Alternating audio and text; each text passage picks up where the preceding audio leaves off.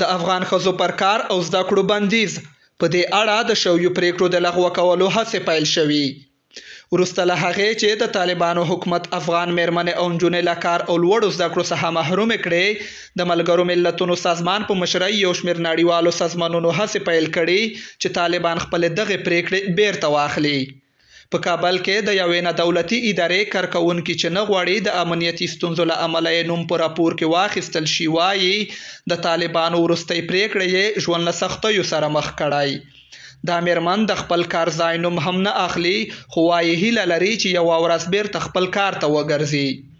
د ملګرو ملتونو د عالی کمشنرۍ رئیس د ملګرو ملتونو د ځانګړي استازي مرستیال دغه شان په افغانستان کې د یونما دفتر سرپرست په تیرو 8 ورځو کې د طالبانو حکومت له بیلابیلو چارواکو سره لیدلي